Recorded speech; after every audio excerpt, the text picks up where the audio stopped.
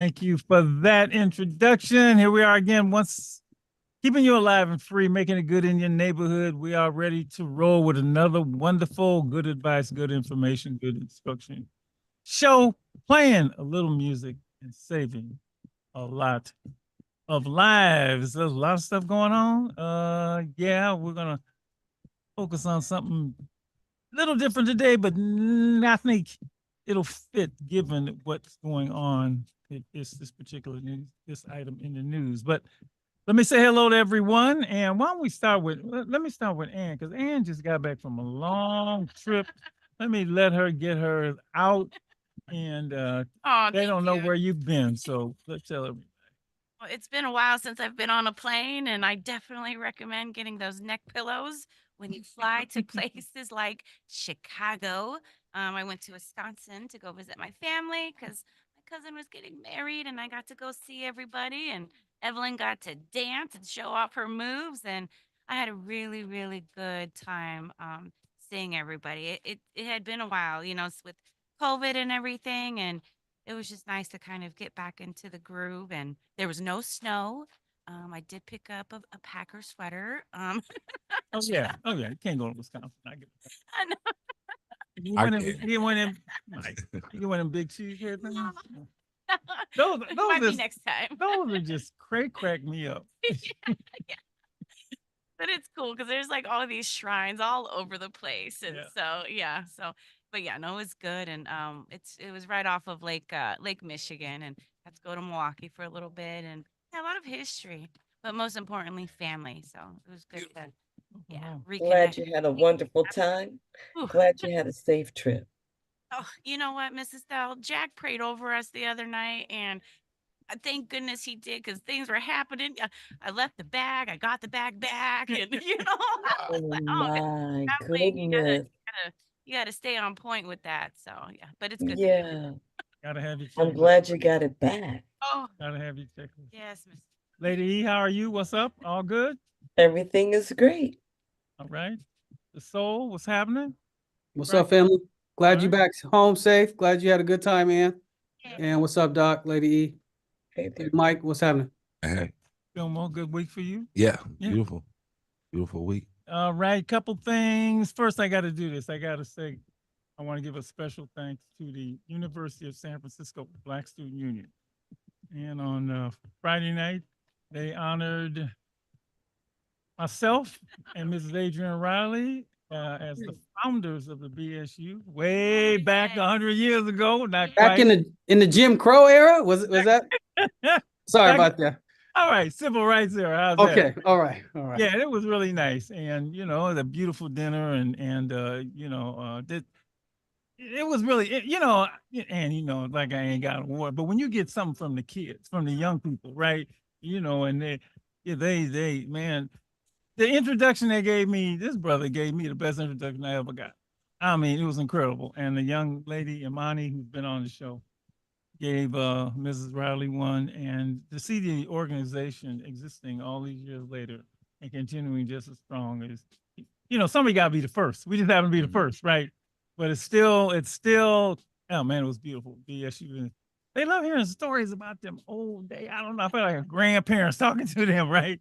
It was Yes, cool. back in the old days. I hear that all the A time. little award, it was real Right. nice. Yeah, they took Congratulations. pictures, and they treated us like rock stars. They really did. So thank you, USF BSU. I love y'all, and more to come. More to come. Um, and I also, a different university is having a special event. One of our collegians, Ben met the same work, said, Doc, get the word out. Dr. Marshall, please. So the University of UC Davis Black Youth Leadership Organization is having a conference. All right, a conference. The let's see, we're inviting Black high school students to their 21st annual Black Youth Leadership Conference hosted at UC Davis. Now, here's the thing, Mike. Get this thing. The conference is an all expenses paid in person, 2-day, 1 night event. The conference invites high school students who identify as Black, African American, or as they say if you're a part of the ASMA diaspora, to join Black college students at UC Davis for a comprehensive college experience. The purpose is to introduce, prepare, and engage Black high school students to higher education and ultimately offer a firsthand experience of an organized community, individual growth, and development. So this is wonderful. The theme of the conference this year is purpose, NIA, purpose in our community, which encourages students to look within and identify what they value. So here's the thing. The deadline for registering, so that's why to get this on tonight, is next Sunday, April 21st. And Anna will post this and get it out. Any student, high school student, I guess, who's listening in the Bay can be part of this conference. And you know, they're gonna pay for it. I know the food gonna be good. Yeah, yeah. Oh, what they got? Catered food, provide lodging at a hotel, a field day, student paneling. So this is the kind of stuff high school students really need to go to. Yes. Because I love going to these things. I didn't go to many when I was in high school, but I love inviting high school students when I was in college to this sort of thing. So this sounds wonderful. UC Davis, what day I say it was? May 11th and 12th up at the school, the Black Youth Leadership Conference. And, you know, I could say this, but HTTPP. We don't need all that. I'm gonna need all that. All right. Well, So, wrap it up. and if We'll you wrap it up. and I tell you what, if you missed all that, dial us up at the live and free, 1-800-SOLDIER, 1-800-SOLDIER, and we'll have all the information there. Oh, lovely. Right? Yes. Okay. All right. Ben Matt, I did it. He called me on Mrs. Stell, she emailed you, she emailed me, she emailed Miss Patterson. Dr. Marshall, will you get the word out to all the high school students in the Bay Area? And we did that. All right, let's quickly the playoffs are here. Big game Tuesday. NBA playoffs, right? Yeah. Big Basketball. game Tuesday, right? Big game Huge. Tuesday. Yeah. How you feeling about it? Not good. Oh, come on, nigga, they gonna beat Sacramento. You never know. Yeah, hey, Sacramento ready for some payback. You never right know. about that. You never know. You are right It's gonna be about fun. that. though. It's gonna be fun. Yeah. And of course, you know, but you in good shape. I mean, but Sacramento, I mean, the Should've Warriors won are in a good couple of shape. nights ago. Yeah, but if they beat Sac and then they, you know, beat them, then they'll be playing OKC. Yeah. On the other hand, if the Lakers, they're gonna be facing Denver, Right. they kryptonite. So Mhm. in the end, you gotta win. Yep. You gotta win. Gotta You win. gotta win. So Win or Tuesday go home. night, win or go home. Tuesday nights tonight. It's been fun. A great NBA season. All right, news. Let's get to some news here, and let's start with. You know, I don't want to say this one because I'm scared, and I ain't often scared. I'm fearful. I'm concerned. I'm worried. Oh. Well, there might be a war in the Middle Oh, East. Yeah. You know. Yeah, you know, I mean, ooh, man, G7 leaders condemn Iranian attack on Israel, warn risk of escalation. On Saturday evening, Israel reported over 300 missiles and drones launched against it by Iran have been shot down. This major attack came as retaliation for an Israeli strike earlier in the month in Syria that killed 12 people in total, including 2 Iranian generals and 5 other officers. And you know when this thing is going, it's hard to stop. It's hard to stop. Yeah. That, you know, the Middle East has always been that tinderbox everybody's always worried about, and you know, it don't take much for it to explode. And so we just have to pray. You know, it just doesn't escalate into, and of course, people get pulled into it. The U.S. is going to be pulled in.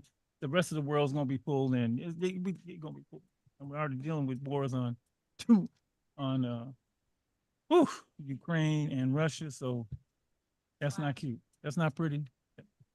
You know, it's a stop the violence show. So anytime you get something that big, man. I mean, just waking up to that on my phone.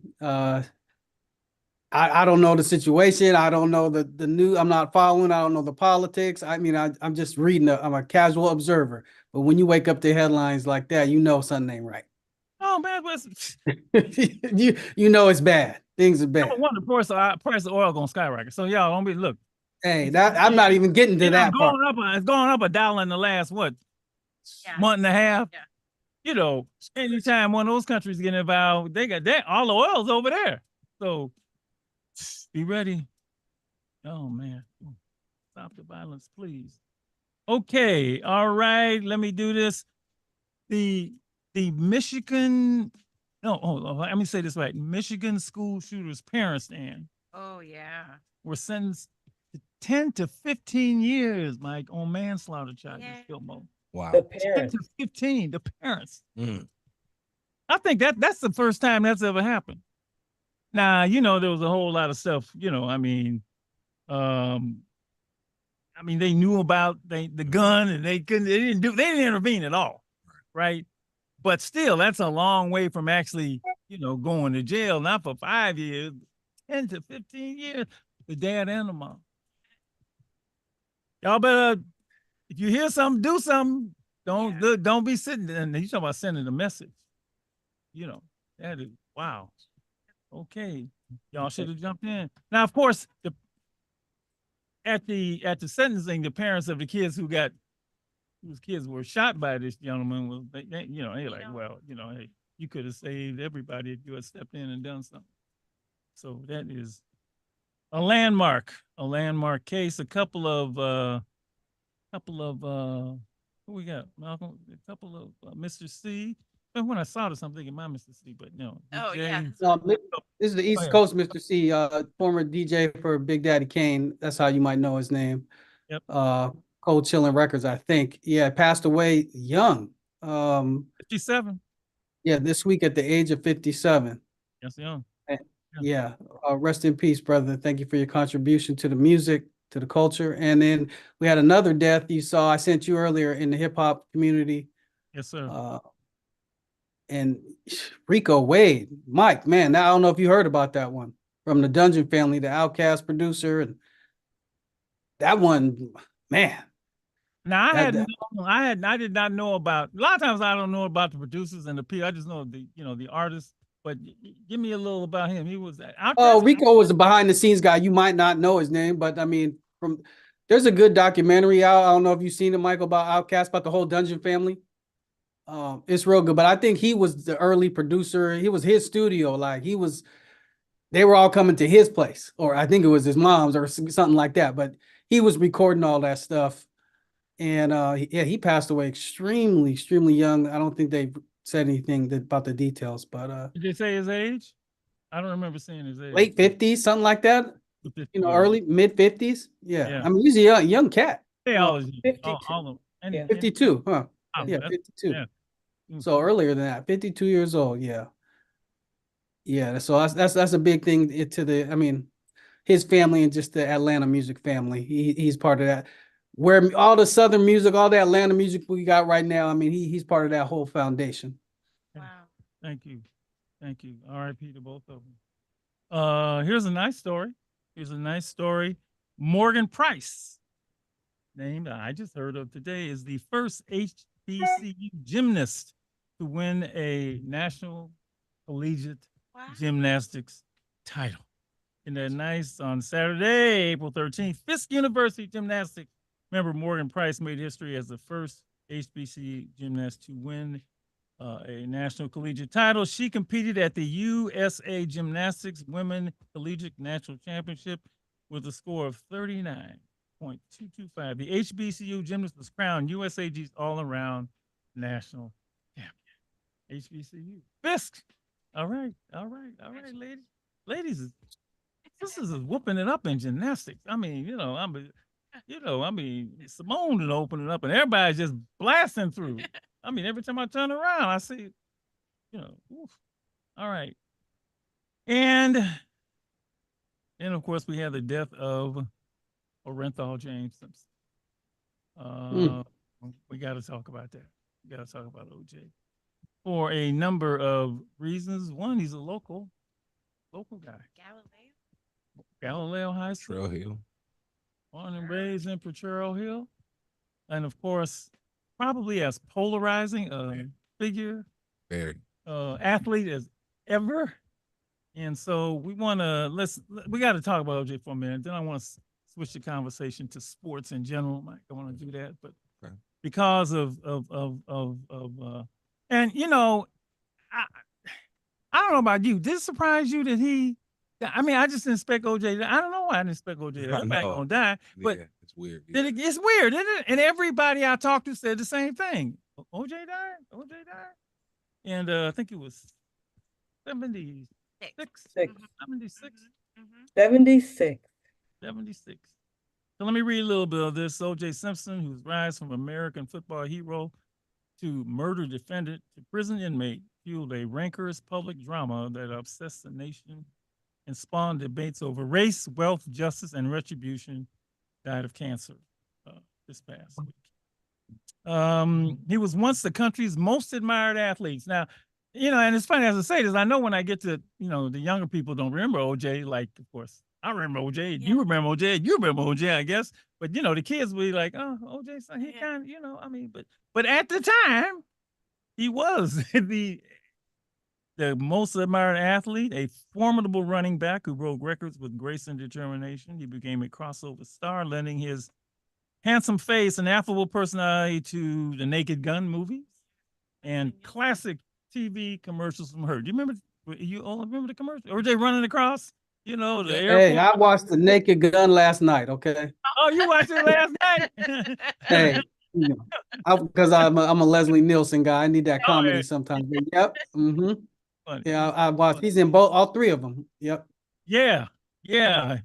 He served 9 years of a 33-year sentence at Lovelock Correction Center, 90 miles north of Reno, after his 2008 conviction on armed robbery, kidnapping, conspiracy, and other charges stemming from his attempt to recover valuable memorabilia he claimed had been stolen from him. His incarceration at that point was widely viewed as long overdue punishment for the 1994 slayings of ex-wife Nicole Brown Simpson and her friend Ronald Goldman. Okay, let me just do a little bit about this, more about this, and then we can talk. While much of the public presumed him to be guilty, the former USC Heisman Trophy winner was acquitted in 1995 in a spectacular trial that was rife with vexing questions, none more divisive than the one posed by Simpson's defense team, whether a black man in America, even one who had crossed racial barriers and attained significant wealth and status, could be tried without prejudice for the slaying of a white person. Polls show deep fissures between black people and white people on the question of his innocence. When a predominantly black jury set him free, it drew racial suspicions into even sharper relief. So let's just start the memories you got of OJ. I mean, he was my favorite running back Wow. at the time. I mean, I'm so old school folks right now. Jim Brown has always been my number one, played for the Cleveland Browns. But I remember when OJ and people and a lot of people listening because he's from here, right? I remember he's Galileo. I remember playing at Galileo. Who was this dude, man? And then he didn't go, he went to City College and set all kind of national records at City, and then went to USC. And I used to watch OJ at SC every week. I mean, I'm a SC. I'm from LA. I'm a SC fan. I would watch OJ, man, the Rose Bowl, Heisman Trophy winner. And then he went to Buffalo. Like, how am I gonna see OJ in Buffalo? Like in them days, he only had 1, 2, 3, 5 stations. maybe 4 stations. So I would search. Malcolm, he watched me at home trying to search to find OJ Simpson on TV. And so his running style was electric. I don't know where he ranks now, but at that time, he was my favorite running back. It was the year, what was the 2,000-yard year? The first ones he gained in 14 games, 2,000 yards. So he was huge. This other stuff that happened after he retired from, and the last team he played for was the Niners, right? Came home for Yeah. a year or something like He that. shell of himself, and then he retired, and then he he hosted Monday Night Football, and he got into commercials and so on and so forth.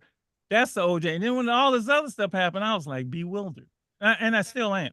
I was bewildered, and I don't, that's why I don't know, but what memories do you have of him? And then I'll talk about the lasting memory I have of him is. You have any memories of OJ? You want? I mean, I just remember when the trial Mhm. was going on, it was just so much coverage. Yeah. Oh yeah. I just remember Call it the trial of the coverage century. It's part of my childhood. Yeah.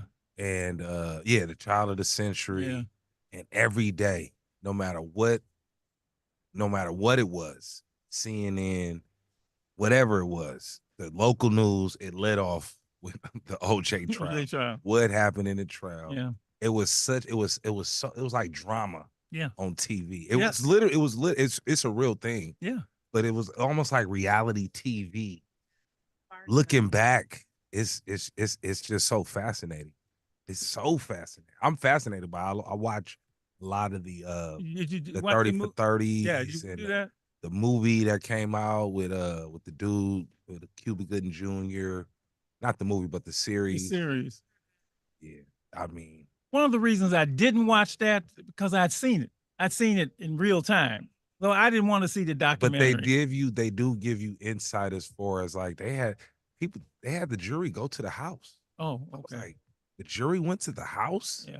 And then Johnny Cochran, you know, he did what he did infamously. He kind of staged the house so that it's all black, all black people and all black painting, Yeah. No, It's Johnny Black Cochran family. was I actually met him once. I'll tell you, but there's no Johnny Cochran. Anyway, but yeah, But Johnny I'm sorry Cochran, for yeah. rambling, but No, it's no. so That's much. remember, it is so much. Got some callers too. Yeah. Okay, we'll get to Lady E, your thoughts. Yeah, that trial was definitely all consuming, and it impacted so many people on a daily basis. I mean, people, relationships, it just flipped a lot of things upside down, watching him go through, and then the divisions that took place during that trial. It was pretty incredible. I didn't watch the series because, like Dr. Marshall, I had seen it and felt it on so many different levels. It was just thick. It was just thick. It just thickened the environment. It was crazy. But I also remember seeing him running through the airport. That was one of my favorites. And then when Mhm. we show Roots, we see him running. Every time we him see him every year Yeah. and running the in original Roots. Roots. Yeah, you see his name So, up there. It says, yeah, yeah. yeah. So, your thoughts? I remember OJ first as a football player, and being a young kid and falling in love with NFL football. And he was the guy. Yeah. He was the show. He was box office. He wasn't just some good player. He was the reason you watched. And when you watched, he did something spectacular. So then he was your favorite player or one of them. So you looked up to him. I looked up to you. So that tells you all you need to know right there. And that's how I remembered him, that Bronco, that Yeah, day when he was in that Bronco, that was strangest night in America for me. That been was strange nights, but that Bronco ride. well, since that day, Let me just stick with the ride, okay? since we saw that, it's nothing has been the same since that. Yeah. Right.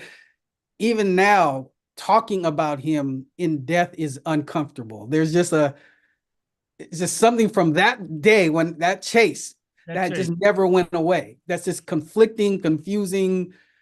You don't know how to process it, at least for a lot of people, at least for myself. Let me say that.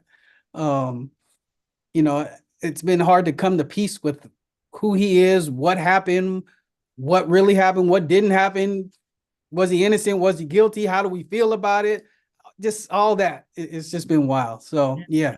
And his subsequent robbery, for which he did go to jail. I mean, all of his and on that one, I wasn't mad at him. You know what I mean? Like, so that's what I mean. There were so many different layers.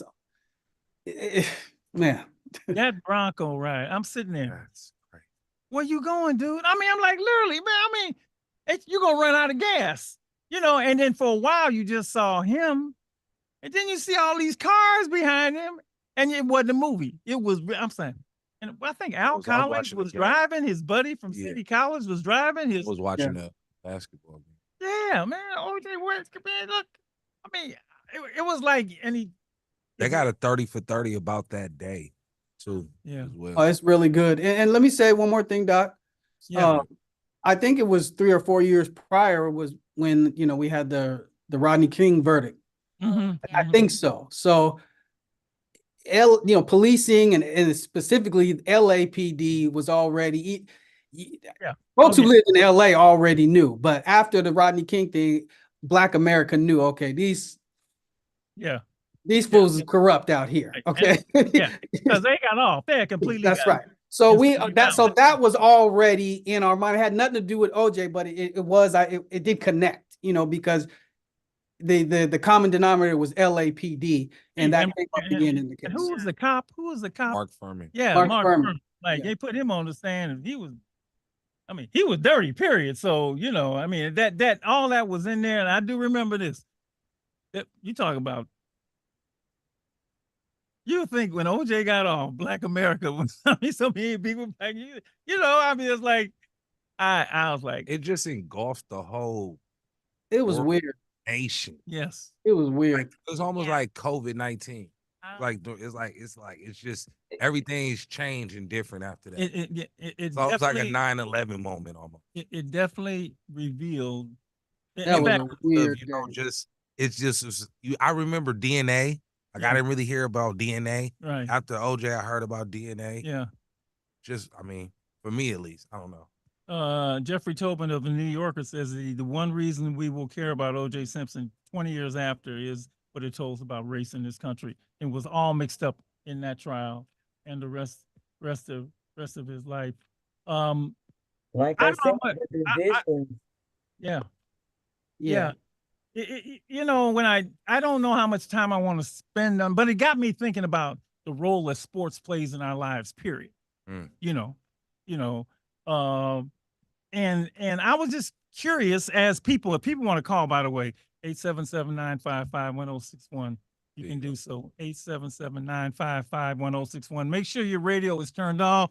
If you want to give us a call, if you want to say something about the passing of O.J. Simpson, but I also would like to know talk about the role that sports plays in our lives, period. I mean, part of this is because he was a sports icon. And this is something that everybody can relate to because all of us played sports, at some level, whether it be Pee Wee or, you get to the, Most of us. Or like Jackie Robinson, but yeah. Well, a lot yeah. of In fact, I got my Jackie Jackie Robinson Robinson on because tomorrow is April 15th, Jackie Robinson Day. Yay. So sports is all around us. And then we just finished this marvelous NCAA tournament, with UConn and who was it? South Carolina winning. We're going in the baseball season. So sports plays. So I just want to know about sports and what people got out of it and so on and so forth. So let's take a call. Right now, you are on Street Soldiers. Hi. Hi, how are you? are you? Thank you for calling.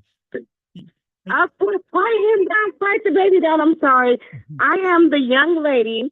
Back when O.J. Simpson was on trial, they came to Potrero Hill, and we were interviewed at the neighborhood house. Mm. I was the young lady who spoke my piece back then.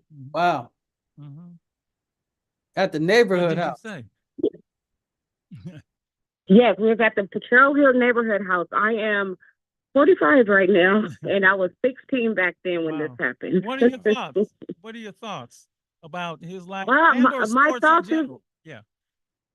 Oh, well, I love sports. I'm a native San Franciscan, Potrero Hill, Hunters Point native. So, of course, 49ers is my favorite team. And I heard recently that was the last team he played for. Yes, that's true. So I thought that was pretty cool. But the clips start going viral when he last went to jail for getting back his memorabilia Right. that somebody took from him. So if you guys want to look it up, I was a young lady and I was even on the news and everything Wow. talking about how I believe he was set up and, if the glove didn't fit, then, must have quit and all this type of stuff. But yeah, I spoke my piece and it went viral. So I'm the young lady who done it. And I wanted to tell him when I've seen him doing his interviews like the past few months, but I was too scared to reach out to him. And I just want to say rest in peace, OJ. I still believe you're innocent, my brother. And may his soul rest in peace. Thank you. A memory for her. Right. 877-955-1061. You are on Street Soldiers. Go right ahead. Your thoughts? Right. Yes. I can talk. Yes, you sure may. Go right ahead. Oh, well, I'm here and I want to talk about what sports does for our lives, for the yeah. Black people's lives. Yeah, yeah. It keeps us out of trouble. Huh. And I was raised with sports and music. Hmm. My dad was a baseball player and they took him from a climbing. Hmm. I'm Veda Pinson's youngest daughter. You Veda Pinson's And Is that what you yeah, I'm said? his youngest daughter. You mean Yeah, I'm Kimberly. Wow, the McClymonds High School Cincinnati Red Great. That's your daddy? Yes. Oh, go ahead. Girl. Yeah, I'm listening to you guys right now and to hear what did sports do for us. Yeah. My father always stated if we played sports and we all had to play instruments that could keep us out of trouble. Yeah. And the music could maybe make us money. So yeah. that's how we were raised. Okay. I'm live now, right? I'm sorry, I'm getting nervous. You're doing fine. You're doing fine. Okay. You know that I've heard this. Anybody, sports does it build? Some people say it builds character. Yes. But then you see some people go off the rails. So I hear that, and so how do you feel about what did it do for you? Well, it taught us how to share, how to work together. Okay. How we could work together as a team. Also, it kept me in shape. Yeah. Well, yeah. And that's the one thing it'll do. Right. We had to walk that hill. We lived on Malcolm up 106. Ooh, my mother made us walk that hill. That hill did a lot for us. I know what that hill It kept us in shape. Yeah. We were strong. And what else? It was interesting how we were raised, and we're all here too. I'm the youngest. I just turned 59 April the 9th. I'm the youngest. All right. My brother's 60, my other sister 61, and the oldest sibling, she's 63. We're still all here behind how they raised us. Thank you That's for your wonderful. perspective. Thank you. That's wonderful. Congratulations to your family. Wow. Veda Pinson. You don't know who he is, Mike, but I know. I don't know. I know you don't. 877-955-1061. Your thoughts on the passing of O.J. Simpson, or I want to ask you the question that sports plays in our lives. Sports plays in our lives. Did you play sports? Of course. Yeah. What did it do? Because Love sports. yeah. What did it do for you? Self-esteem. Mm-hmm. Gave me an outlet. Yeah. Energy to let go a lot of my energy, a lot of my frustration. Notice I play basketball now, play baseball, and every sport is different. Yeah.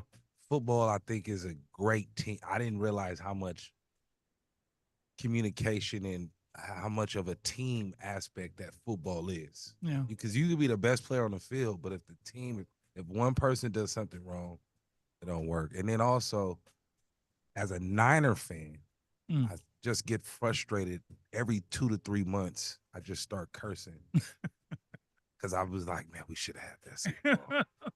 So it takes you, it's so fun. I love to see, the process of you building the team. Yeah. You see a rookie player and then they get better and you see them get better. You see them blossom like a Steph or a Monte Ellis. It's fun, man. Who's your favorite athlete and why? I'm Jordan. curious. Michael Jordan. Michael Jordan. Yeah. Okay. But But why? I just loved Michael Jordan. He was so charismatic the way he played basketball. Curry's up there though. Okay. Barry Bonds. I love Barry Bonds. Does the off-field behavior affect how you feel about the athlete? Because it does for me. Well, that's not true. I'm not gonna say it's not true. I asked you the question, I started answering. Right. Does it affect how you feel about the athlete? Off the field, off the court behavior. Sometimes, but not often. Okay. It's always like with Michael Vick's situation with the dogs. Yes. So it's kind of Yes. growing up, I seen people in the hood fight dogs. You just seen it. And so it was like, I was like, dang. But then they did so much for it, and things happen. Draymond Green, for example, hasn't had any issues off the court. right? But all on the court. So it's like, It's the opposite, right? yeah. So Yeah, it's like yeah, yeah. you can look at it both ways. Yeah, that's a good way to put it. 877-955-1061. Give us a call. The value of sports for you. Did you play? What good? I'm really interested in that because everybody's played, and I want to know. Let me put this. You remember Charles Barkley said at one time, Mhm. athletes aren't role models. What do you think about that? He's right. What you got to say? Why he's right? You just Well, say he's right. I mean, ultimately, you gotta. It's your parents' job to, really try to become the ultimate role model. Okay. But I get where he was coming from. He's basically saying you can't just have him look at me and just say because I'm gonna make mistakes as well. Okay. That's what I think he was ultimately saying. I don't think he was saying like athletes. I get to do what I want to do and Right. don't pay no attention to how I act. You don't think he's saying that? I don't think he's Yeah, saying I don't that. think he was saying that. I thought he was saying famous people are not role models. They're Famous just famous. people and athletes Right. part of famous. Okay, famous people. I like that. All right. Fame is one thing. That's a whole nother thing. Yeah. Let me get some more calls in here. 877-955-1061. Your thoughts on the passing of O.J. Simpson, and I'd like to ask you about the value of sports in your life. I saw my grandson yesterday. Oh. That boy, he having a birthday party, and he's two, but he's too wild. They call him like the boy is like the boy gonna need track. I'm telling you right now, he gonna need track right now. He only two. Hi, you're on Street Soldiers. Go right ahead. Turn your radio down, and Yeah. we'll speak to you. You on? Okay, yeah. I listened to your program, Yes, sir. and you're talking about the sports and Black people's lives, and Yes. or just in anybody's life too about it. Yes. And we're talking about OJ. Your What thought. part are you on still? Well, we're on all What of part are it. you We're still? on all of it. You can make a comment on the passing of O.J. Simpson, and you can make a comment on the value of sport in our lives, and what role it plays. Because so many of us, You know, two things, right? Yeah. I think the value of sports in our life is great, Mhm. and as myself, I'm almost a little bit older than I just give you an example. I'm 59. Mm. So back in my day, Michael Jordan was doing his thing, but one of the things I think that people forget in these years now is that then parents still concentrated. Yes, you're going to play sports, Okay. but you're going to do what's expected of you also. Uh-huh. So it's not just about the sport. Sports keeps you out of trouble, but it's but having your education, it's what's going to help you be who you want to be for the rest of your life. Yeah. Did you play anything? I played, and to tell you the truth about it, I was above mediocre player. Uh-huh. I'm from North Carolina, Oh. so I got to see Michael Jordan play. Oh. And so I'm in North Carolina. I was 6'4" myself. I wasn't going to make it to pro. Matter of fact, and my parents couldn't afford me to pay college. So at that point, I decided to go military. Mhm. But sports kept me out of trouble. I've heard that twice. It gave me something to look forward to. Yeah. But at the same time, it's the discipline or whatever. I'm not disappointing our parents and whatever that made the biggest difference. So it's not about just being a sports player. It's about doing something to keep you occupied while you're in school so that you don't mess up. So let me ask you And, this. and I know that's the foundation for so many folks about sports. I get that. What happens later on then? I mean, yeah. okay. if it But builds what a happens character- later? Yeah. What happens later on is that I listened to something recently, and I'm just saying this, maybe people have heard it. Let's say there's 400,000. Let's say there's 400,000 basketball players, Mhm. high school players throughout the whole United States that go to high school to play basketball. By the time only less than 40,000 of them will go to college. Yeah. Less than 4,000 will even. Turn The pro. bottom line, when it all boils down to less than 7,000, would actually, the numbers are so low to where I'd rather have my child start concentrating on some of the other qualities in life. But at the same time, Gonna lose you? I think we lost him. Okay. We got another caller All right, too. okay. Let's get to the other caller real quick. All right, you're on Street Soldiers. Go right ahead. Your thoughts on the passing of O.J. Simpson and/or the value of sport in our lives. Go right ahead.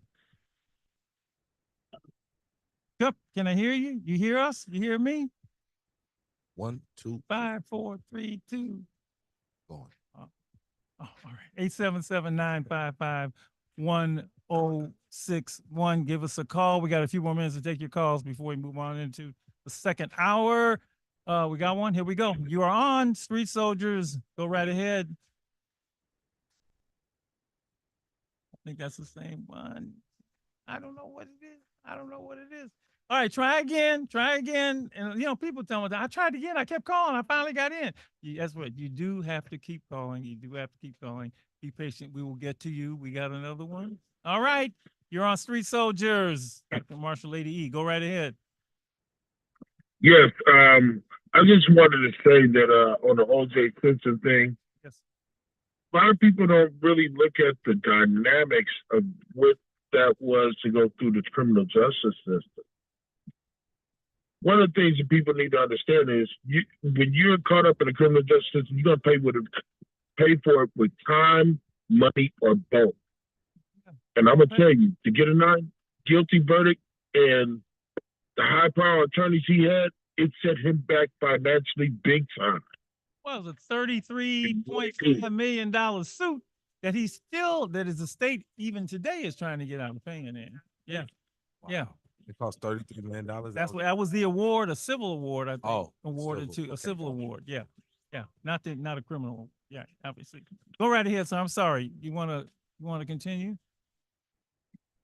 So I just wanted to share that and that may God rest his soul, and he was an outstanding football player. And I remember before he got caught up in trouble, I'm glad he did utilize the education process while he was going to school. One of the things my father had explained to me when he was commentating was that if you notice, O.J. Simpson said, watch how he speaks. He uses standard English correctly, and that's very powerful.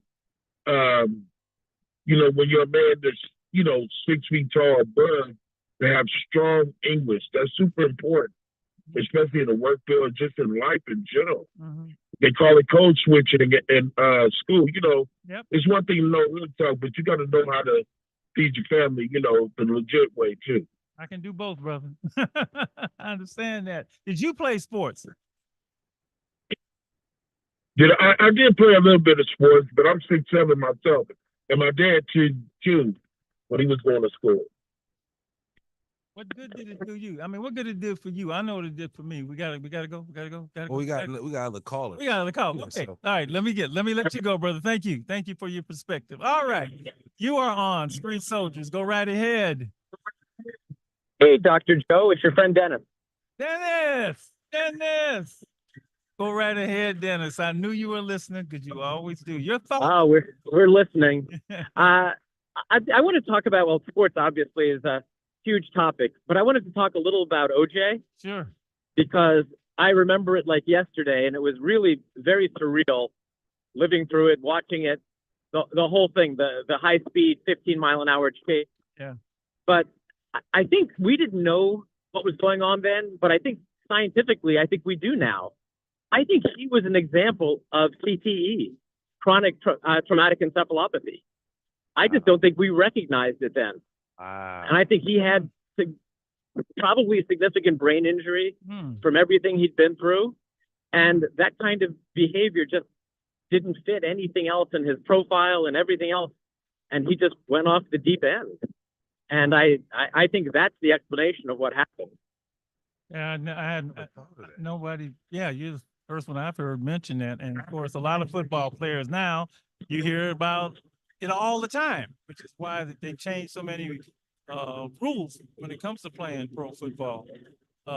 That's a good point. That's a good point. And it didn't make any sense, but even and it was domestic violence involved in that.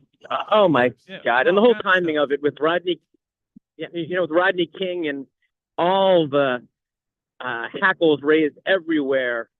It was just a terrible time, and I just think that it really brought it to the forefront because he was a hero to so many people. But that double murder and the holding his gun to his head and the whole thing was just awful. Yeah. Good perspective. Thank you, Dennis. I appreciate that, man. I appreciate that. Thank you for calling. Thank you for calling. Wow. That's I never Yeah, thought of that. But yeah. yeah. and it's puzzling. I know members of OJ's family personally, and we've had conversations about it, and it's hard for them. It's hard for them. 877-955-1061. A few more minutes to take calls this first hour.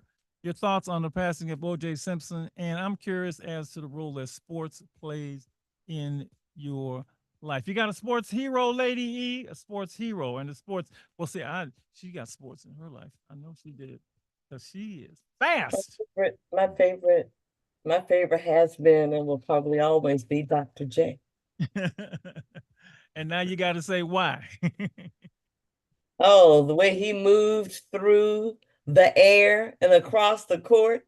Listen, I mean, everybody that the Michael Jordans and all the others, they just picked up and followed the pattern and flow that Dr. J established, all except for the hair.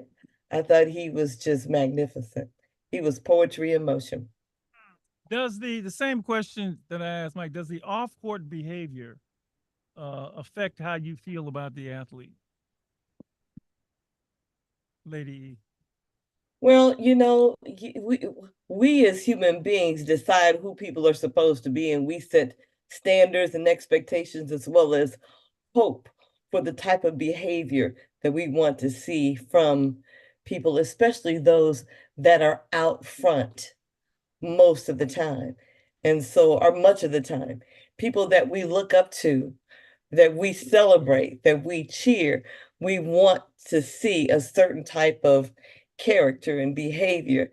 And then we have to realize and accept their humanness.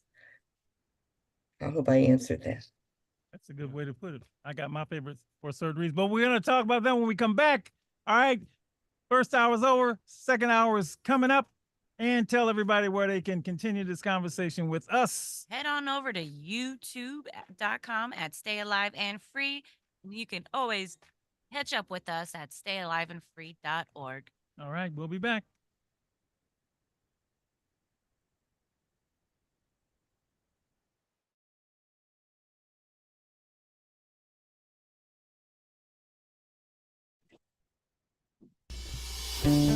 Tell me what you see when you look at me.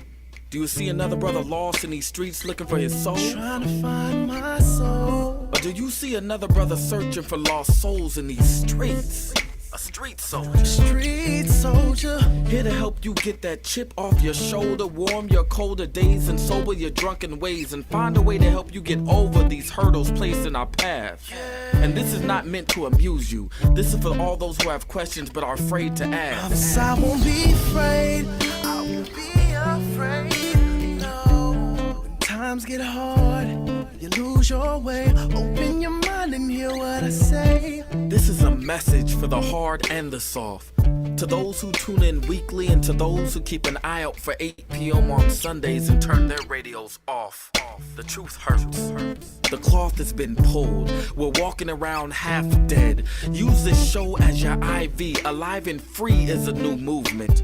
We've achieved self-destruction. A street soldier promotes self-improvement. Streets couldn't be no colder, so I gotta be a soldier. It shouldn't be this hard for me.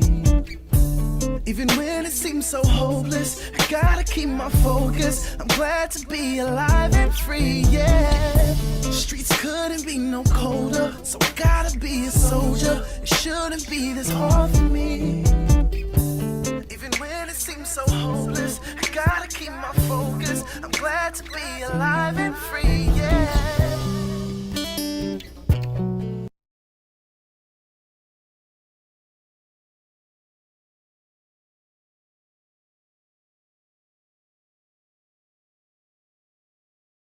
I was taught miracles, not misery. Taught about how Black feet walked on water, crossing the Red Sea, and how we survived in lions' dens, beat a giant with a rock and a slingshot, then overcame being nailed to a cross. I was taught that roses could bloom from concrete, taught that something beautiful could be created out of soil that did not set us up to survive. I was taught miracles, not misery. Taught that Black women are the heavens, the fallopian tube of life, a river that streams upward in the day and night. I was taught miracles, not misery. Taught that I was birthed from the sun, Osiris, the Father, Isis, the Spirit, Horus, the Holy Ghost. Taught that we are the breath that created life. Melanin runs through all our veins. We studied the stars with our naked eyes. I was taught miracles, not misery. The birth of this world is what we symbolize. Taught to sharpen my eyes and tune my ears. Taught to know what I see and understand what I hear. I was taught miracles, not misery. Taught that what don't work, and to never let my circumstances dictate my behavior. I was taught miracles, not misery. Miracles, not misery. Taught to think, because everything I need is already inside of me. And even though society has tried to teach me different, I was taught miracles, not misery. And now I open my eyes to see.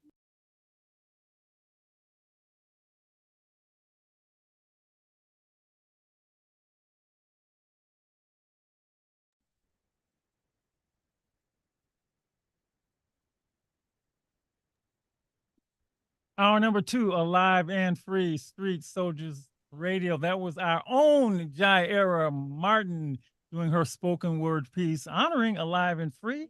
And this is National Poetry Month, poetry, spoken word. We love it.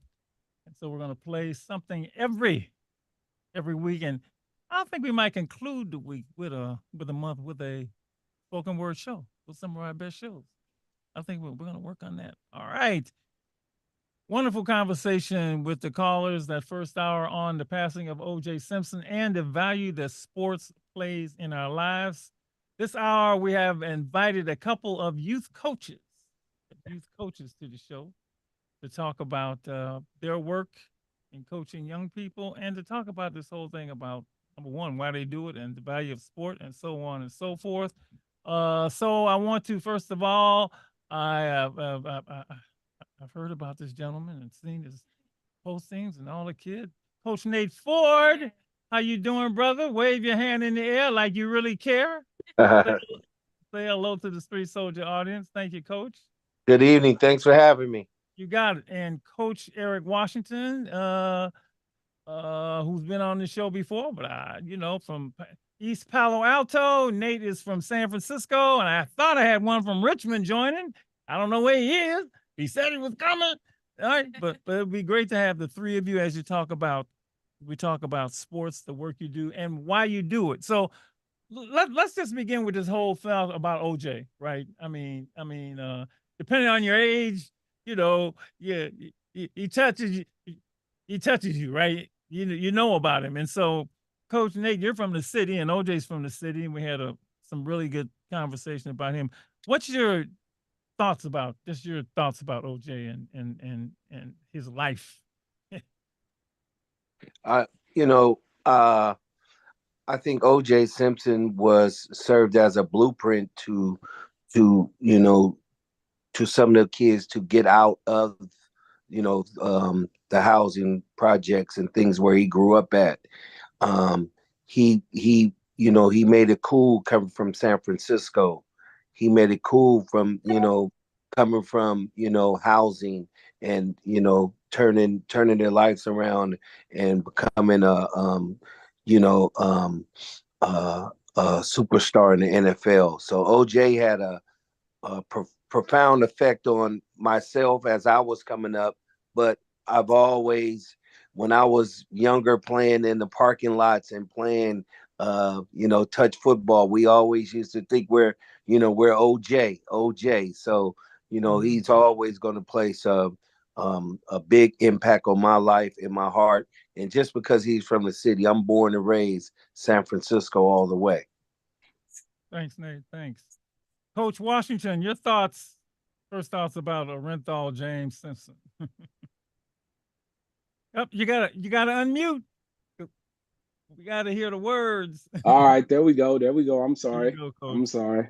Yeah, no, growing up, just watching him in the movies, I grew up, in the 90s. I'm 43 years old, so I didn't really get to see him play as much, but I got to hear about him and stuff like that. And I got to see him from a movie standpoint. So whether he was in the Naked Gun and that kind of stuff in those movies, or the Hearst commercials or whatever it was running through the airport.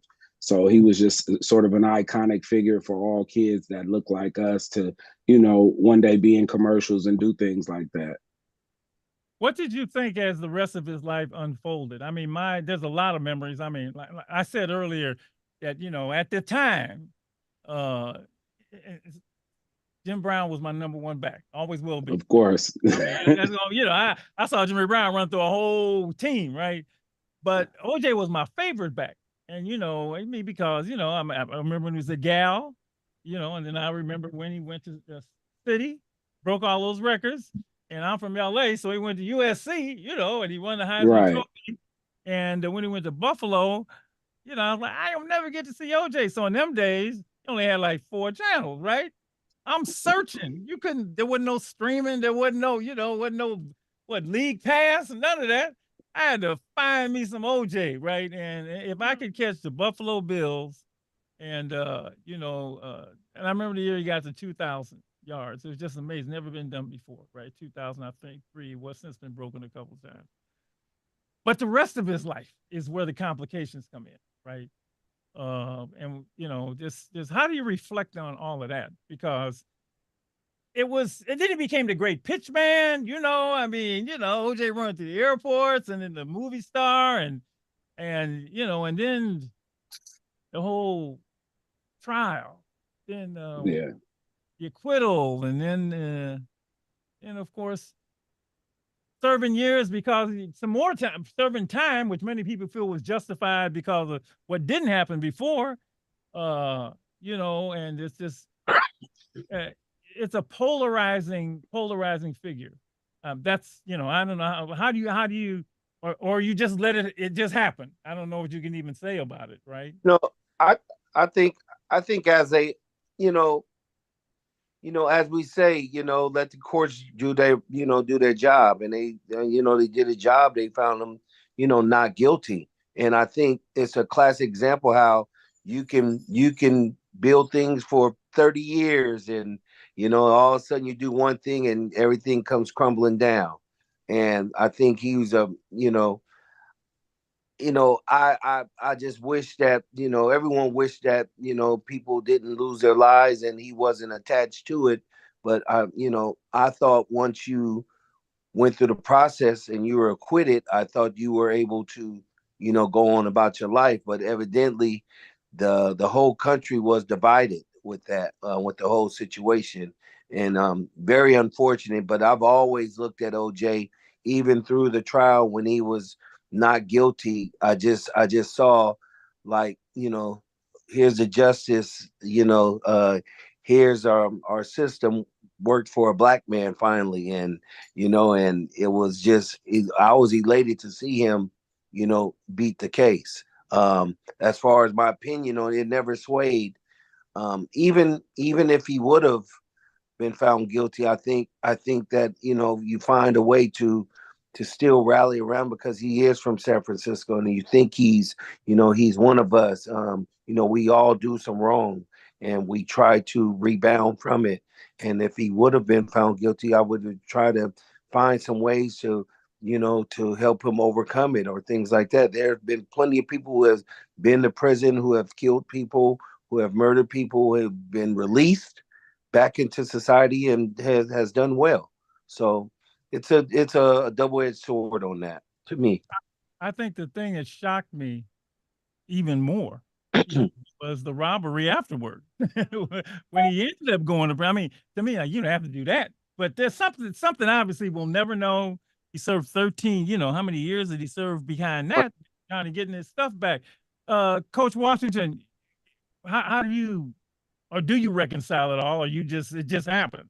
No, I look at it as it was one of the first time, and it set the tone for court cases being played out in the media. And Yeah. you saw it from a celebrity base. Once that started in the 90s, we saw so many, you know, and it's countless celebrities play it out, win cases, lose cases, and lawyers and things use the media as a way to navigate through cases to either win it or either mess them up completely.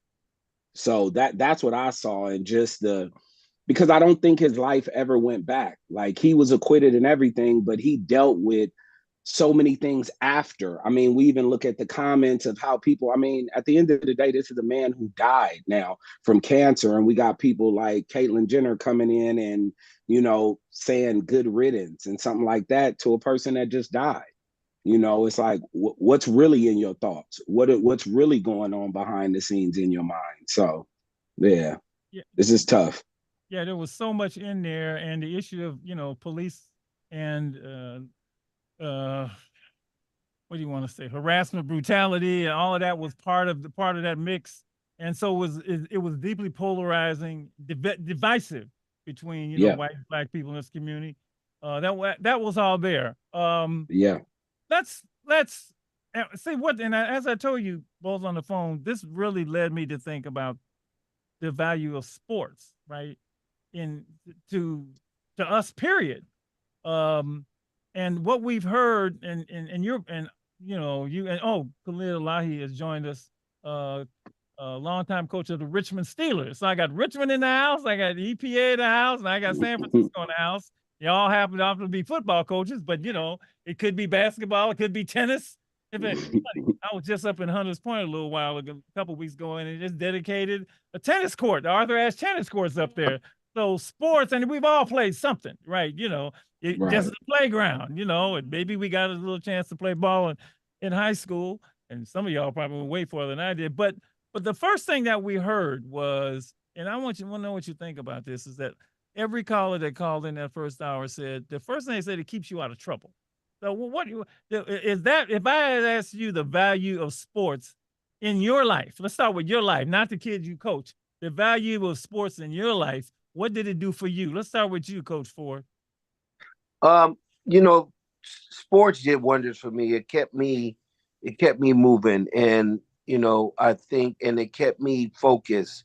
I grew up in the, you know, in the crack era in the 90s when San Francisco was, you know, Dr. Martin was wilding. Where we had drive-by. That was when drive-by shooting was in style city. So sports kept me focused, even keeled. It kept me going to the as a youngster. I grew up in a boys club. It was boys club then, but now it's boys and girls club on Page Street. So it kept me as Ernest Ingold Boys Club. Yeah. Old Ernest Ingold. That's right. Yeah. It just gave me just a vehicle to go somewhere, and for a place of belonging, and a place of just a sense of, you know, going there to get things done on the court as well as off the court. So I think just sports served as a vehicle for me to stay away from all the bad things that was happening in San Francisco in the 90s. Yeah. Coach Washington? Sports just, you know, helped me build friendships, lifelong friendships, and camaraderie, teamwork, taught me how to survive in this adult world. You know, learning how to work with people from different cultures, because that's one of the places that you're going to recognize it first, especially coming from inner cities and stuff like that. You know, sports is the first place where you deal with other cultures and really, you know, intermingle in those real tough situations. So I think it kind of correlates to, you know, having a 9-to-5 job and stuff like that. So, yeah. Yeah, I met this young man the other day. I was interviewing for something, and he said, you know, he's a hooper and a football player. And he's like, man, I ain't got time for nothing else. Yeah. I'm trying to fit my, you know, and he wants to be a student athlete, right? So he's got to integrate all of them in, and he wants to do this. And I think time management. Hopefully his head is on straight. We're gonna get to that later. It's on straight. But yes. Coach Elahi, what does sports do for you? Nice to see you, my brother. You got to unmute. Yep, you got to unmute. Press the button. 5, 4, 3, 2. Did he do it? He didn't do it yet. All I see is a big red slash over the microphone. No, there we go. There he is. There you go. Professional. Sorry about that. For me, sports did just a variety of things. Number one, it connected me with every youth in my city. You know, good and bad. So, and the most crucial thing that it did for me is taught me about cause and effect, about how much I put into something and how much I was going to get out. And up in my age right now, I'm still using my sports, you know, my hustle to get up on days that I don't feel like getting up. I know it's mandatory that I must do it.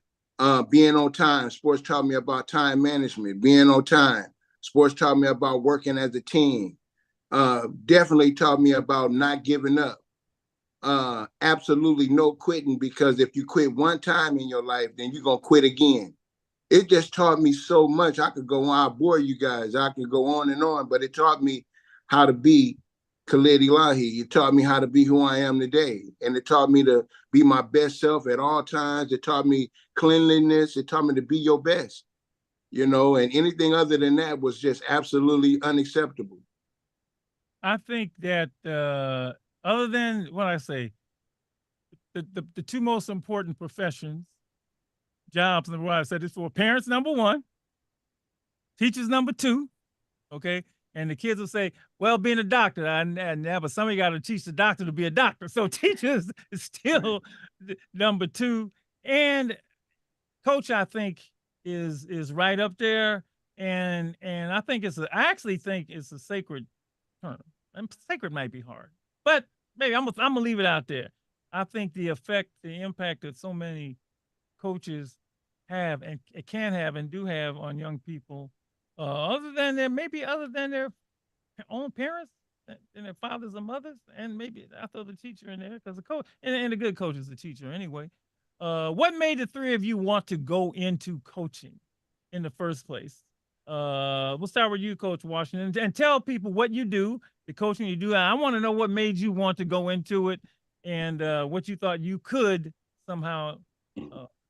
I bet you felt you could impact young people. Go ahead.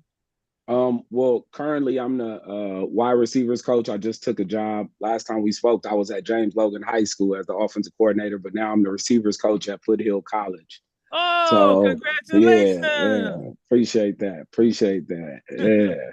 So I guess just what made me go into coaching was I come from East Palo Alto, and as we all know, small city, a lot of violence, different stuff like that going on. And the first time I got the opportunity to coach, I can never forget this team. You know, Devontae Adams, who's my first cousin, he was on the team. And there's just a bunch of other players that were on the team, and they went in so many different paths. I had kids that, you know, that are now doing 25 to life.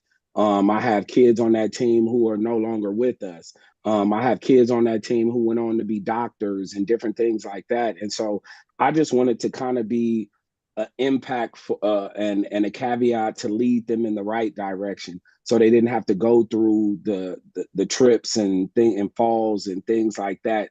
Kind of eliminate a few of them. You know, you gotta go through the rough patches to kind of get the greatness out of you. But I kind of wanted to guide them and steer them, because especially men of my color, young men, they don't have people to just talk to. You know, a lot of us tend to kind of shun them away. Oh, he young and dumb, when really they're just acting out, and they want somebody to go to them and say, hey, how you feeling today? What's going on? Did you eat today? You know, and it's things like that that make a lot of us, these coaches on this call, great coaches, because I know we all do those things outside of just what's going on the field. So for me, it was that, just being the change that I wanted to see in my community. Being that older figure that could be a brother, uncle, whatever it is, so those young Black men could just come and just, you know, have a safe space. Thank you. Coach Elahi Khalid, a long time with the Richmond Steelers. What made you want to coach him, be coach? I was, it was some years back, a Richmond Steeler great, his name is Derek Jefferson. he called me up one day and said, "Hey, the Richmond Steelers is having the championship game in Oakland. Let's go check them out." And I haven't checked it was my old team. Coach Fred, he was coaching, and I haven't seen him since I played. I hadn't seen him in years. So, we had our old Richmond Steeler hats on, because we were wearing them with pride. And I never thought about coaching. Didn't even come past my mind. So I went to the game. As I'm pulling into the parking lot, I'm hearing the band, and I said, "Whoa, who scored?" They said Berkeley. I said, "Oh, okay." I said, "Oh, okay." Then I'm back in the car in. I hear, I said, "Whoa, who scored?" Berkeley. I said, "Again?" I said, "Oh my God." So I'm talking about literally before I got into the stadium, it was like 30 something, nothing. So I said, wow. So I looked at Coach, and I'm talking about, man, we was the champions. Richmond Steelers was devastating. We didn't play around like that. We ran through teams around, especially local. So I looked at Coach Fred, and he was just coaching the kids, throwing the equipment off, and I hate this team and going crazy. And I'm looking, and these are the people that gave me what I got. I'm using the Richmond Steelers ways at that point in my personal life, not coaching, just carrying myself like a Richmond Steeler. And I said, I looked at them. It was 44-0 by halftime. And I said, I'm coaching next year. I'm coaching. I'm coaching. I guarantee you this is never going to happen again. I took my hat off. I was so embarrassed. I took my hat off and I said, next year I'm coaching. I didn't tell Fred nothing. I slid out of there without too many people seeing me because I didn't have no talk or rap about what was going on. I didn't even want to be associated with nothing like that. So I got out of there, and then the next year I came out there. We always had practice on the first day of August, and I was there, and I just went out there and started coaching. Coach Fred hadn't pulled up yet, and he pulled up and just let me. He didn't know what was going on, and just seeing I was coaching, and that's how it started. Yeah, thank you. Coach Ford, I see LinkedIn postings are all yours, all your young men that have that you have coached. What made you want to go into But basically it's I just wanted to give kids their first, like when I started off, sports gave me my first plane ride, my first train ride, my first charter bus ride, and things like that, and introduced me to a whole bunch of avenues. And San Francisco is known to have a bunch of dual sports players and things like that. I started this in 1990, and I stepped back 2 years ago I did 32 years. I thought that was enough.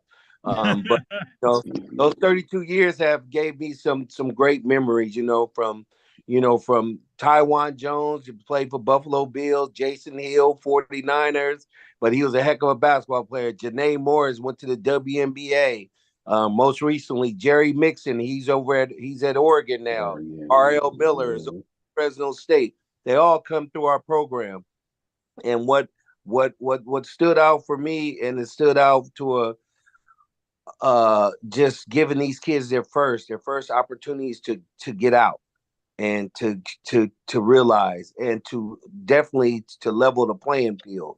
I think I've always thought that kids from other areas always got to go to all these prestige events and things like that, and we were never ever afforded those opportunities. So when I started the Rebels, that was one thing two things I wanted to do. I wanted to level the playing field, and I also wanted to make it affordable. And then we got hooked up with the Adidas, and that really took off from there. So it was really a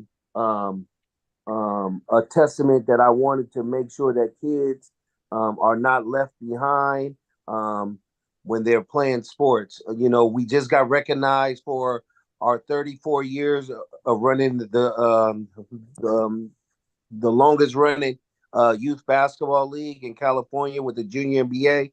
We got recognized there. It's just been one heck of a ride for me. And that's all it's been about, just giving the kids giving the kids their first opportunity and to level that playing field so our kids can have access to the same resources that, other kids who, who does it, and their parents can come up with the big money for them. Congratulations to the three of you. I'm gonna make the assumption to be a good coach, you gotta love it. You gotta love it. You gotta love what you do. And the same with being a teacher. Hey, he says, how can you teach them kids? I loved it. It's funny that my former students come in, man, I don't know how you put up with me. You was crass. Man, you was a kid, man. I mean, you can't be 25 at 13. You want to say something? I just want to shout out Nate. Nate, I've been knowing Nate forever, and he's been a pillar You see Phil in Mo the right community. there? And I played for him, and he did that. I had Hey, the but you opportunity. played for him? Well, I played for JT. Okay. Yeah. What's up, Nate? That's Phil Mo Mike. Yeah. Where? Yeah, what's up, man? So I just wanted to give a testament to him because he's, like I said, he's been a pillar. He's trained other coaches that I played with, Pee Wee, D Woo, people that I grew up with. And so it means a lot to me because seeing him getting his just due was huge because like he just said, I got a chance to go to Vegas. I had never been to Vegas. Yeah. So I went with him to Vegas, and we, JT was our coach, and we did okay. I played with Jason Hill. I've been doing Jason Hill for forever. So shout out to Nate and all the coaches, Absolutely. because man, all the coaches, that Thatcher Baker, rest in peace. I don't know if he's still around. I ain't gonna say rest in peace, so I don't know, but all my coaches, man, and I grew up with, I owe them so much because we were bad kids. We were bad, man. I be like, man, that's Nate, all them. They had us under control though. For real. I want to ask you this because, and I asked you, I think I asked Nate this. I want to ask you, it seemed for a while the young people weren't playing sports. When I was a kid, the gyms were full and the playgrounds was full, and the I don't know. I don't know if it was a pandemic thing. I don't know if everybody was selling dope. I don't know what it was, but it seemed like they just wasn't coming out. Am I wrong there, or am I just my perception? Is that? Can any of you want to address that? No. That's definitely the lost art in kids getting out and filling up the playgrounds and things. That's where I learned to play on the playground. Yeah. Even the rec centers are not full anymore. You know why? They got the video games. There's so many other things that these kids can do now, and so many other things that occupy their time without, and then they wonder why someone is starting ahead of them or doing this because you're not putting in the work. You in the house playing PS3 and PS5 and all the, you on Snapchat and all that stuff. So a lot of things that wasn't in place back in the day. Yeah. I mean, it's prevalent now, and these kids are occupied their times with a lot of stuff on social media and just not putting the work in. But you could tell the ones, and these coaches can tell you could tell the ones who are committed, and those are the ones who are out there, up at 6 a.m. still. Those 6 a.m. sessions are not lost, but they're very far and few between. Thanks, Coach Washington. Your thoughts about that? I think, like he said, to his point, social media played a role. It's so easy to put a tablet or something in kids' hands, and everything is instant gratification. So they don't want to grind and work for stuff. And, to Coach's point, that's why you find the ones that are putting the work in, they're leaps and bounds ahead of the other kids, and that's what I try to tell kids. Just put work in, sacrifice just a little bit. Do you really want to be that? Because if you're that D1 athlete that you want to be, 6 a.m. is where you live. You're up in those hours. You know what I mean? And I look at something one of my mentors told me. He said, he was a West Coast coach. He said, I always judge myself by the East Coast time. They already up. They 3 hours ahead of us. So we got to be up and rocking and going. You know what I mean? And that's when the day starts. It's not on West Coast time. We 3 hours behind. So we got to make that up. So, yeah. I completely agree with Coach Nate, and I think it's just, I think social media plays a big part, but that's why it's on us to put our hands on the kids from the standpoint of guiding them. Hey, this is what they need. This is what you need. This is what we used to do, and this is how you do it. And finding younger coaches that can do it, because we getting up there, and we got to find the right young coaches, and coaches mentor coaches. You can't just look at the younger guy and say, no, give that younger guy some tools, empower him. I love that word, empowering the next man. So empower that next generation so he can help the next one behind him. Yeah. Lid, you got any thoughts about that? Young people not playing as much or didn't play, and maybe they coming back now. Your thoughts about that? Yeah, it's just like in our city, the neighborhood community centers was the hub where everything started. Free lunch. They got the flag football teams, they got the basketball, and everybody then that goes to baseball. But what Richmond started doing was back in 2004, they start closing down the centers. Mm-hmm. So you got little 9-year-olds hanging on dope tracks. You got little 9-year-olds hanging with teenagers, or either they're in the house smoking weed. It's not an outside community no more. It's an indoor thing. Then you got them talking about running around, talking about they got ops and don't even know the rest of the words that go with op. They don't even know it's opposition. So they don't even know they don't even know what's really going on. So, because we was outside, we started with throwing rocks, playing chase. I mean, that's how your speed got to be sprinting and running every day. That's how all you know day. An arm, but if somebody can throw that first rock. Everybody had cannons. Everybody had a cannon, throwing that rock. So when you threw rocks, you was throwing baseball. I mean, we just so different from these youngsters, but that's why coaching, and see, that's what made me stay. What made me coach was what I saw, but what made me get serious about it was I said, no, they don't understand what's really going on. The fun, you got to love this. You got to, this your girlfriend now. This serious, just the smell, just like when we play baseball, just the smell of the mitt with the oil, or just to go out there on the football field and smell that grass, man, that was like a stimulant. I'm being honest though. We taught all of that stuff. And then we taught the, food, feeding these kids. And then we start finding ourselves, and then I'm gonna get off the mic. It's not even coaching goes way farther than the field, because now we find ourselves in the city council meetings, because it's problems with getting fields. It's problems with youth is really undervalued now too. As a community, we can't just blame it all on the youth. The community don't look at the babies as a real hot commodity. It's like important to our future. Yeah. One thing to add to that for it, Coach, and you hit it spot on. See, sports is not the sexy thing to fund. They want to. I mean, and please don't get me wrong. We always stress education. We stress, them, doing things in the community and things like that. But you cannot get $10,000 to go to Florida. I think football go to Florida. So you can't go get $25,000 from Florida for football. You can't just get. But if you go say I need $25,000 for some, for a spelling bee or something, you got a little more play in getting that. And that leads to coaches oftentimes, and I know these coaches going to test it in, burning out your credit cards, and you as a coach. But it's but like you said, Dr. Marshall, it's all for the love of it. So we do it for the love, and we try to make it up on the back end of it, but we never do.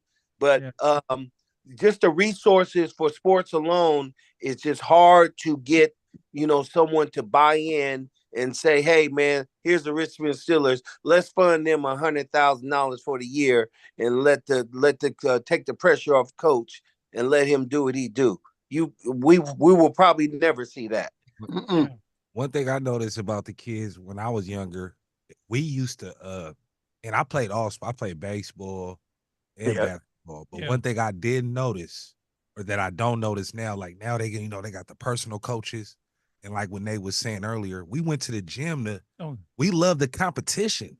So we would go to Sunset, we'd go to Pelega, we'd go to I thought my name Jolie. We're trying to find the run. I thought my name was Young Blood. That's all the kids used to call me now. The OGs, Young Blood, Young Blood. Let me Young Blood. I said, man, I ever got to be Young Blood no more. No, you gotta wait your turn, man. We used to go. That was fun. We would try Hamilton. to put a Hamilton. Hamilton. Cracking.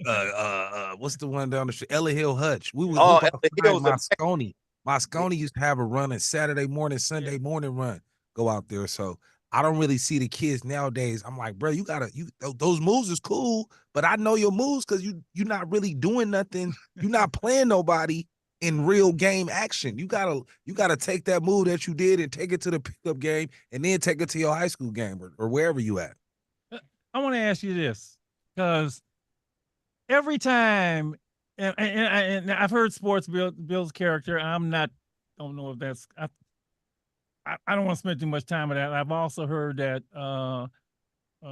what's in you is going to come out at some point. So, I've heard that. But what happens, man? What happens when they get past your level? When they get, because you're youth coaches, right? When they get high school, you get to college, and when they get to the pros, one of the things, I have this saying that opportunity and good intention is not enough, right? And is it the money? Is it the fame? Is it the what? And I'm not painting a brush for all of them, right? But every time I hear some athlete who got this and got that and got this wonderful opportunity that you worked so hard to get them, and you done put some names out there. I still have all the names when you was on, Coach, watching the ball players in the NFL.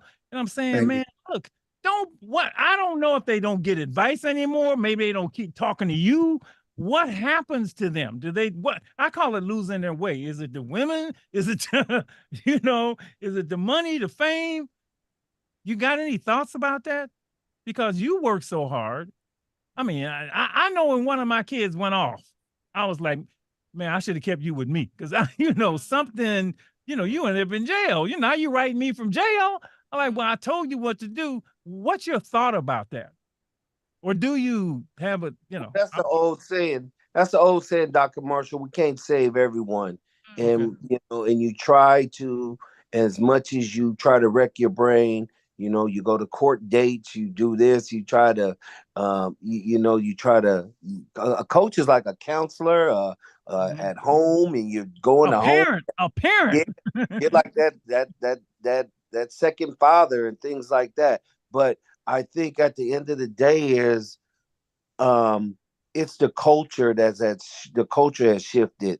The value of the dollar has went up. And like I said, social media has a lot to do with all that.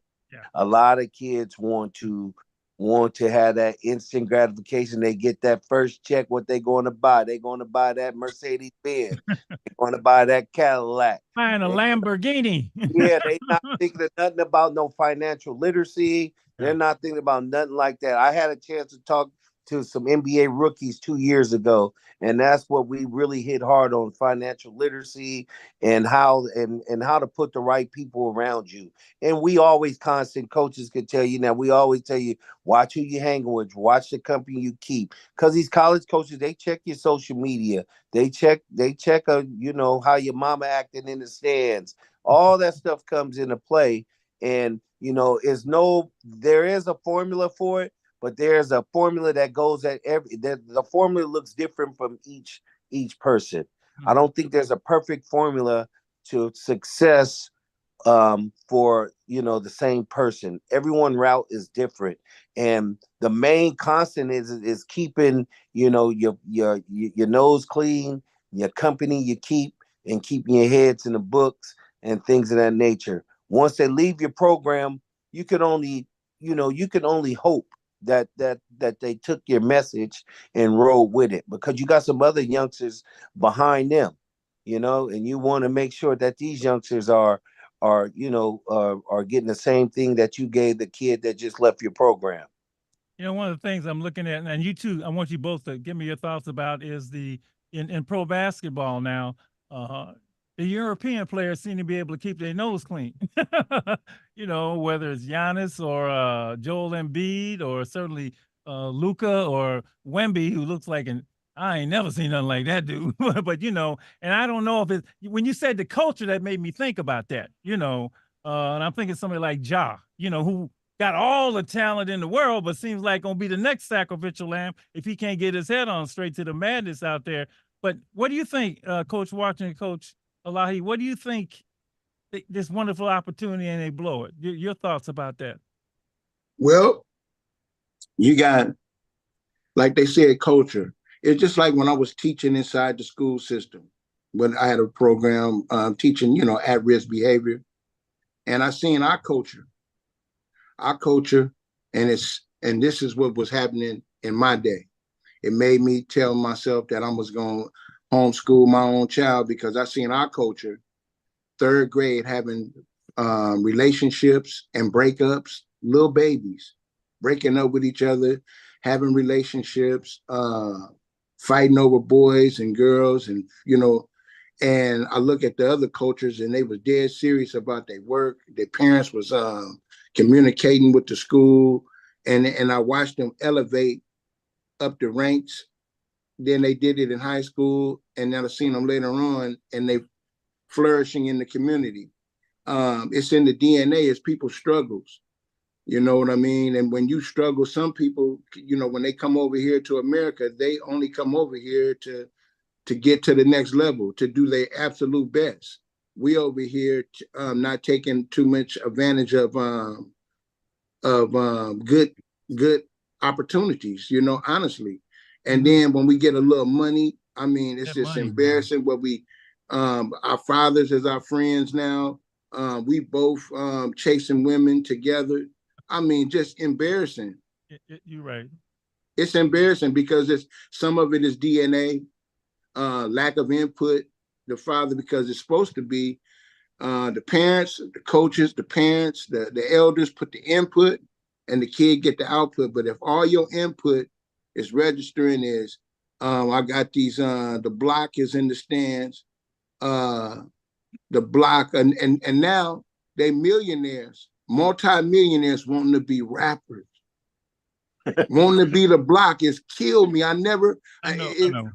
It's just, I mean, when we was athletes, we was the star, and we were playing under them lights. We was the S. But now ain't nothing made me want to be him in the stands. Nothing made me want to be somebody in the stands. Never. Now they want to be somebody in the stands, and they on the basketball court, ball and multi-millionaire. Oh my God! It just. It's to the point where I have so much admiration for those. Say what you want about LeBron, right, as a basketball player, but for him to stay clean in all these years with social media. See, Michael had that, but he didn't have this intense scrutiny. It's amazing to me. He's just, amazing to me what he's been able to do. One wife, 3 kids, and they can look, man, they catch everything. You go into the bathroom, there's the camera right there. It's just amazing to me. Coach Washington, maybe you got some similar thoughts about, how I call it losing their way, right? Yeah. And I don't know if it's too much money but ain't nobody gonna turn down money, right? Yeah. Well, I think touching on the first thing you touched on with the European players, I think one of the first things we got to realize is those guys become pros at 15, 16 years old. So they're already being groomed at a younger age. So they're going through these things in those countries and they're already pros. So when they come over here, they're kind of more prepared for it. With us in our society and what's going on in the States is everything is about making it so you can be in that video, as Coach said, so you can shine, because football players, we got our helmets on and things like that. We don't get to be seen in the light. So being in that video allows you to be in that light and different stuff like that. And like he talked about dads, the dads aren't dads anymore. They're fans of their own kids. Rather than being a parent, they're a fan. They're literally a fan. They're standing in line to get their own son's autograph. You know what I mean? And some of the coaches are the same way as well. So for me, with my guys, I'm having the luxury, of having a lot of success. I got Troy Franklin going in the draft this year out of Oregon, who's probably going to be a first rounder. And I'm still talking to these guys the same way. I've never became a fan of theirs. I get on them when they doing wrong. They come back, they talk to me, they stop by the house. We have real talks. Hey, how are you doing?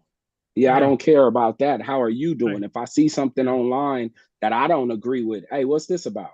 What's this post about? And I think we have to continue doing those things. Yeah, it takes a little more effort, but we signed up for the job.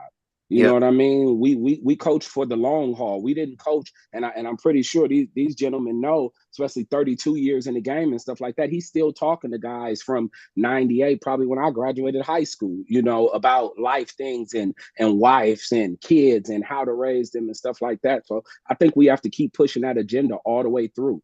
Not be fans, be coaches, be men, and lead. Wow. And I love and that. Wait, did you say be men and lead? Yes, ma'am. Okay, so I appreciate having this opportunity to pop in. Because the conversation has been rolling and no space or place for me to pop in. So I'm just gonna pop in, I'm gonna pop back out. But I need to say, I've got to just give my bows to the coaches because I remember as a divorced mom with a son, I used to say, I'm gonna tell your coach. Mhm. You need to get this together because if you don't, I'm gonna tell coach. And I tell you what, that was all I needed to say. Listen, you guys make a difference. So just keep it up. The hard stuff, keep it up. Thank you. Thank you. You can't get no better endorsement than that. Let me just Oh, say, lady. What one thing I want to harp on with the with LeBron and Steph Curry. Yeah. But for the most part, Yeah. the NBA is not a like players are handling their business Yeah. for the most part. And If you look I at don't it, want to paint that box. Yes, you're right. So Yeah, for the most absolutely. part, and I Yeah. think because Steph and like you said, LeBron, you got to give it to him. He's a real one. You know what I'm saying? Like he has no blemishes on his record. Right. Him and Steph combined, and they're the leaders of the of the current NBA. Yeah. And I think that's a testament to them too. Yeah. It's not like back in the day where you had some suspect individuals. Yeah. You know. And that's in all the sports. I Yeah. mean, all the major sports anyway. The sports that make the big dollars. I'm gonna take it another one. I was thinking about athletes that I truly admire, right? And why? And just to show you how much of an athlete can have on you. I mean, my hoodie right here is Jackie Robinson. That's my number one guy. He always gonna be number one. Or well, let's put it like that. I got like co-number ones, right? Jackie Robinson, because he broke the color line. And you know what he had to endure just, so we could play baseball. I mean, and anybody that knows the story, the man just went through abuse after abuse after abuse after abuse and didn't fight back. Now I couldn't have done that. I always tell people I couldn't have done that. When I was watching Dr. King and them marching down South and not fighting back, I said, I'm in California. It's a good thing because I would have messed it up for everybody. It takes a lot of courage. That's the word I'm looking for, not to do that. So Jackie's always going to be number one. My next one is Muhammad Ali. And those people, because they transcend sports for me, right? They transcend sports for me. And I could when I do this, people know what I'm talking about. Tommy Smith and John Carlos, who risked their Olympic medals for that. All of those people in the civil rights movement, Kareem was there and Jim Brown was there, although he had some other issues, but I didn't like him for that stuff, but for standing up. And that's another reason I love LeBron so much is because of his stand on social justice. Is there somebody for you that you admire, and it could be just for the athletics, but it's somebody for you that stands out for you that transcends for each of you? Somebody got to say something. We're on the radio. Mine was Ali. Ali, my grandfather. I watched him. I have him everywhere. Ali. Ali is my guy. I actually just changed my background to show Foothill, but Ali was up. So everything Ali with me. Eric, I gotta tell you, I met him. Let me just say, just so you know, what you heard is real. When I was a student at USF, the BSU invited Muhammad Ali to speak. I didn't think we'd get him, but we got him. And, you know, he came to speak at a forum, you know, and we put in, and the forum was him and Angela Davis. Now, you talking about two powerhouses, right? Right. But Ali says, I want to have lunch with the BSU. So here comes, there he is, Muhammad Ali sitting across and talking to us. This like, I'll never, look, see, those some things you don't forget, you know, and he had a little phone and he was talking to Joe Frazier. He wasn't really talking to Joe Frazier, but, you know, I'm gonna beat you, gorilla, you know. I mean, he was class personified. And when you meet somebody that you hold up like that and they actually are like that, so yeah, I understand why you're saying Ali. Nate, anybody for you? Dr. J. Dr. J. That's Lady E. Yeah, Dr. J. Here she come. Here she come. Here she come. Julius Erving. Yeah. Who want to go in the air and do all that stuff when you were young? Dr. J. That was my man. And he's classy, you know, and he endured, if you didn't know his life, his son committed suicide. Absolutely. Oh, wow. I didn't know Oh, that. yeah. And he broke up his marriage, but he, you know, whatever he had in him, you know, he was Grace. I think, yeah. Dr. J. Julius Erving. It's funny, I got people that aren't the best, but that are my favorites, and Dr. J is one of my favorites, man, because you see, it's just, and it wasn't the encore, but how classy he was. Man, and the way he dressed, the style. Man, come on. I could never grow hair like that. So I had a shirt buttoned all the way open. Had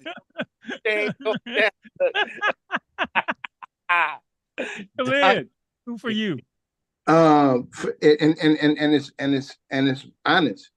Muhammad Ali, you know, because I'm 55 years old. Yeah. And coming to school with a name Khalid and I'm being a Muslim, it wasn't cool at all. And the only thing that I had was we had Muhammad Ali. And so I was proud. He gave me pride, you know, I didn't know how great he was as a person out of the ring, but I just was Muhammad Ali. Muhammad Ali. We got him. So he made me feel a sense of proudness about myself.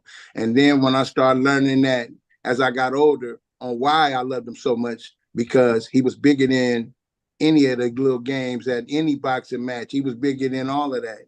He believed in himself. He was confident. That's what taught me to be like this. Start talking back to people, being a loudmouth, being vocal. He just had just so much charisma and he had just confidence, full of it. And that's where, and I brought that into everything that I did, into football, all of that stuff.